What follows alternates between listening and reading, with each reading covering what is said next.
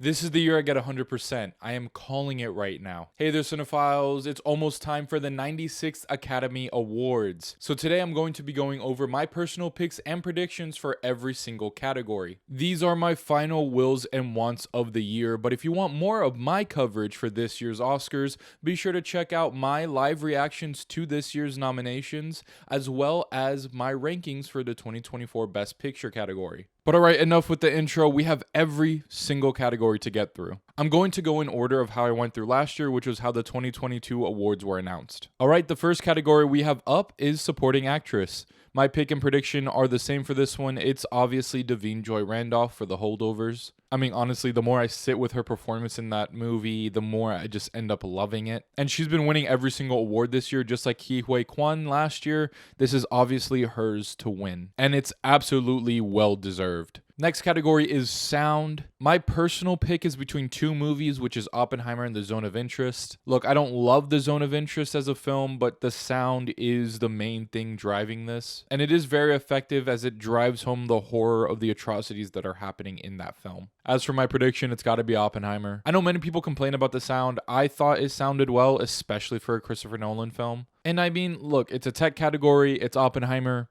It just seems like it's going to win every single tech category. Moving on to cinematography, I have the same pick and prediction for this one. And of course, say it with me, it's Oppenheimer. Especially since this film isn't nominated in visual effects, I feel like this is a way to rectify that. Not that that would be the only reason why it wins. It is my favorite in this category as well. But I mean, look, it's going to be Oppenheimer. It's Hoyt van Hoytema, and my goodness, does this movie look beautiful. Moving on to a category I know basically nothing about, and that's documentary short film. My personal pick for this one is the ABCs of Book Burning. I live in Florida, and this is just one of the states that does it the most, unfortunately. So naturally, even though I haven't seen it, I just kind of gravitated towards the idea of this documentary short film. As for my prediction, I'm going with Nai Nai and Waipo. I hope I didn't butcher that. I don't know, this is the one that I've been seeing positive reviews for, so it just kind of seems like maybe this is the one to win it all. Like I said, it's a category I don't know much about, but hopefully next year, and even this year, I can actually watch these and, have actual thoughts about these films. Now getting into the category for best visual effects. This obviously should have been Oppenheimer's in the bag, like easy. However, my only assumption for why it's not nominated is because they didn't want Oppenheimer winning every single dang award. They wanted at least this one for some reason to be competitive. Because there's no actual reason why Oppenheimer shouldn't be nominated in this. But whatever, moving on to the actual picks and predictions for this one for what we have. My personal pick is Godzilla -1. I mean, there are at times it doesn't look the best, but overall this category isn't as strong as it should be. It would have made so much sense for Oppenheimer to win this award, but instead we have some pretty good visual effects going on here. And of the films listed in this category, I'm pretty sure this is my favorite. As for prediction, I'm going to go with The Creator. I know it has another nomination, so it might just pick up this one as a win, which, yeah, sure, being a mid-budget film and it actually looking pretty good, I guess it's a good story. Moving on now to Best Animated Feature. This is going to be a lot closer than I'm making it seem, but my personal pick and prediction are the same,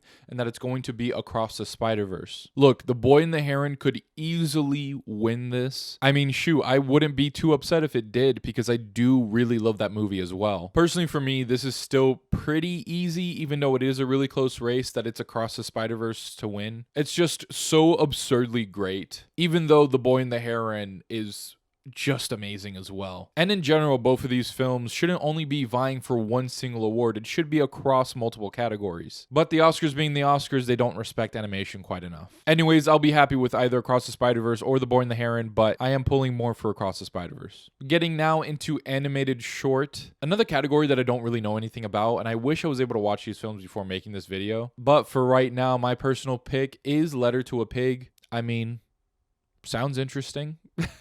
And for my prediction, I'm going with War is Over, inspired by the music of John and Yoko. I mean, I recognize those names. That's about all I can say about this one. Getting into a category now that should be much closer than it actually is, and that's supporting actor. My personal pick for this one is just one of my favorite performances of the entire year, and that's Mark Ruffalo for Poor Things. He absolutely stole the film as much as he could against one of the other best performances of the entire year. But in general, too, this is just one of the most memorable and funny and just great performances that I've seen from a side character in so long. And it's one of those types of performances that isn't drama heavy, that's always the Oscar baity type either. But Mark Ruffalo, the charisma that he just exudes in this film is just wonderful. Probably my favorite performance of his that I've ever seen. However, my prediction is for Robert Downey Jr. for Oppenheimer. I mean, he's just winning basically every award. And it's not that he's bad or anything. I still do really like his performance in this, and he's probably my 4th favorite supporting actor performance of the year, but come on, like, I'd so much rather have Mark Ruffalo or even Ryan Gosling win this award. Even though we all know Charles Melton should have won the whole damn thing. But sadly, he wasn't nominated, and it's just one of the more insane snubs of the entire year. Which is also another reason why I'm just like, yeah, I guess Robert Downey Jr. I don't know. It just feels very safe for me. Moving on now to international film. My pick for this category is Perfect Days. Just a beautiful little movie that basically no one saw. And honestly, the lead performance in this film is just absurdly wonderful. And of course, the message itself is beautiful. It's shot very well. It's just a really, really nice film. That being said, this is obviously going to the zone of interest, which is my prediction. It's nominated for Best Picture as well as multiple other Oscars. So, I mean,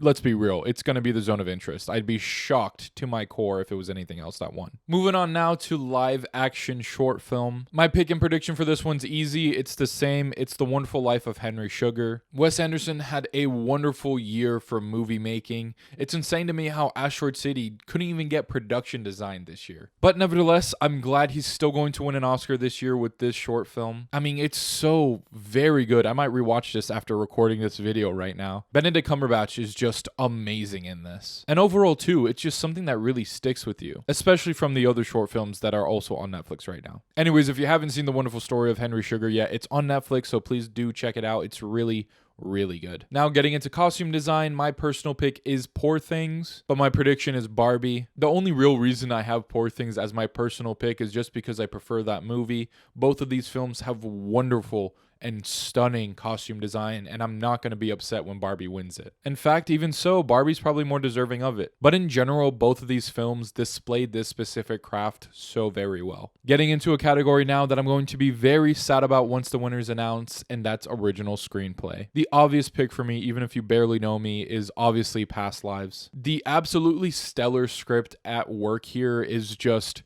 oh man, I can talk ad nauseum about it. It's so gorgeous and jaw-dropping, the story and just how everything is put into place. This is the obvious winner in my mind, and I know it won't win, but it'll always win in my heart.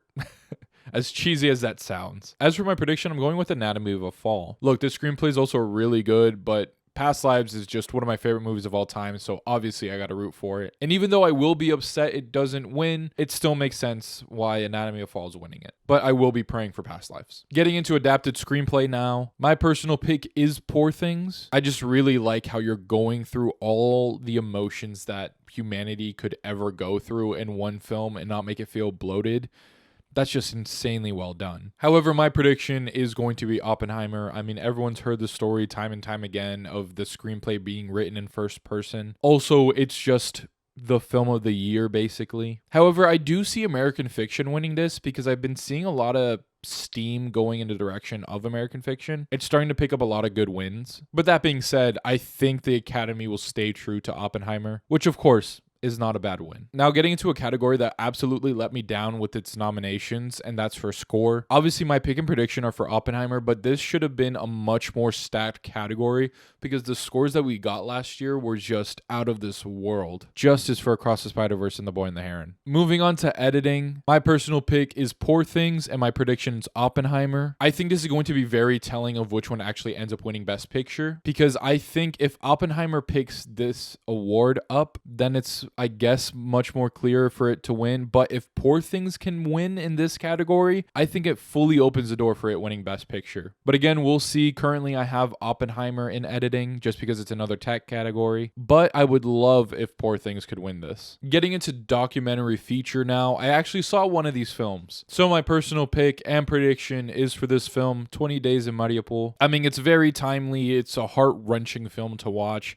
And even though it's not the best made documentary ever, the images will still translate into much sympathy. And like I said, it's well put together, but it could have been constructed in a way that wasn't just shock value, which I feel bad for saying, but at times the filmmaking did feel like that, which, hey, is needed. I just would have preferred, I don't know, it just felt like this was missing something to be truly one of the most talked about and remembered documentaries ever, which it fully had the potential to be, because this is a completely unfortunate topic that this has to touch on. But that being said, I think this has it easily in the bag. Moving on now to the production design category, my personal pick is Poor Things. I mean, the steampunk retro sets are just stunning. But my prediction and my second favorite in this category is Barbie. You're building the dollhouses and you're building this whole Barbie world on a soundstage. It all looks amazing. This one I'm going to be very happy with either Barbie or Poor Things for sure. Moving on now to original song. Another category that could have been stacked, but the Academy just didn't know which songs to put in. That being said, the for sure winner for my pick and prediction is What Was I Made For from Barbie. This is the best song here. This is the song that obviously was going to win it as soon as Barbie came out. And it's well deserved, and it's going to be absolutely insane how Billie Eilish is going to be a 2-time Oscar winner now. It really makes you wonder what you're doing with your life. Now getting into the directing category, my personal pick is Yorgos Lanthimos for Poor Things. He just crafts such a stunning film. You're going through everything that a person can feel in life, and you get these absolutely stunning performances, for some of them career bests, and to just manage all of that is just incredibly impressive. This is his magnum opus, and he should definitely be recognized for it. However, my prediction is obviously Christopher Nolan for Oppenheimer. It's also his magnum opus, so it makes sense why he's going to win it. And look, I'm not mad at it. I just personally prefer Poor Things. But hey, Christopher Nolan winning this, it is deserved. Oppenheimer is a spectacular film. So again, another category that I'd be happy with either my pick or prediction winning. Getting into lead actor now, my personal pick is Paul Giamatti for The Holdovers. It honestly is between him and Cillian Murphy. I mean, they're both spectacular, and if either of them were to win it, it'd be the best actor win in years. But of course, my prediction is Cillian Murphy and Oppenheimer. To carry that film on his shoulders as well as he did, it's such a major feat that it's got to be his to lose, right? But hey, if Paul Giamatti were to win, I better not hear anyone attacking him, because my goodness, both of these performances are just out of this world. Moving on to makeup and hairstyling, my personal pick is Poor Things. I mean, you just do so much with that movie. It is very showy on the makeup and hairstyling, but it still looks damn good. And a lot of it definitely plays into the film itself, in the sense of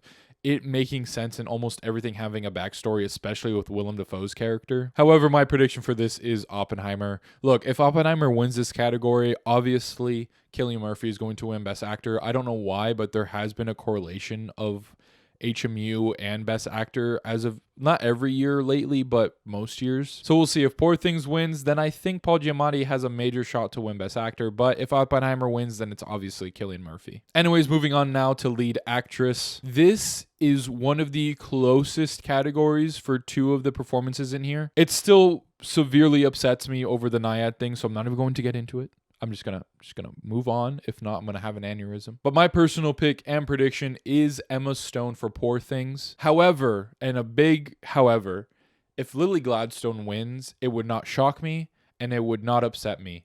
Even though I think Emma Stone's performance is better and more deserving, Lily Gladstone is just such a powerhouse in that film. Like, either of these two will make me beyond happy to see them on the stage winning that Oscar. The only thing that really held me back for Lily Gladstone was her lack of screen time, and it's not an indictment against her. It just feels weird for her winning Best Actress, like lead, rather than supporting, so that's why I feel a bit iffy about it. But that being said, just because Emma Stone is clearly the lead, that's not only why I'm going with her. She delivers her career best performance by far in this. Anyways, this is a 1A, 1B race for the ages. And finally, we get into Best Picture. Obviously, I'm going with Past Lives on this as my pick. It's probably my second or third favorite movie of all time. It shot up immediately. I've seen it at least 5 times now. Personally, for me, this is something that transcends filmmaking to the nth degree. But I understand it's not going to win. It's not even going to be close to winning. If it did, I wouldn't shut up. But hey, a man can dream. As for my prediction, I am not going with Oppenheimer, but rather I will be going with Poor Things. Every time we get a juggernaut winning every single tech category, it never ends up winning. And that being said, the other one to get so many nominations apart from Killers of the Flower Moon is Poor Things. It's most likely going to have the Best Actress winner, and it might win some other categories. So I think Poor Things is most likely to win it all, especially because I feel like it would be most people's number 2 and number 3. And with the preferential balloting, I think this has a major chance to win it. And I'm not saying this because I've been predicting this since last year, but I have a feeling that Oppenheimer is going to fall the way of a Mad Max Fury Road, as a Dune Part 1, where it wins so many other awards that it doesn't end up winning the big thing. And also, I just think Poor Things from this lineup that actually has a chance, it deserves it of these films. Also, it would be a very interesting one to win, especially because last year we had a weird movie win. So let's continue making it weird. Let's not go a safer route. That being said, though, if the Zone of Interest or Maestro wins, I'm going to lose my marbles. But alright, those are all of my personal picks and predictions for the 2024 Oscars. Be sure to let me know your picks and predictions down in the comments below. And also let me know which ones were unfortunately snubbed from the Oscars that should be winning some of these awards. Hopefully Oscars night really surprises us in the best ways possible. But alright, as always, thank you guys for liking, commenting, and subscribing. Be sure to check us out on our socials. As always, stay tuned for more Yeti Films content, and I'll catch you later.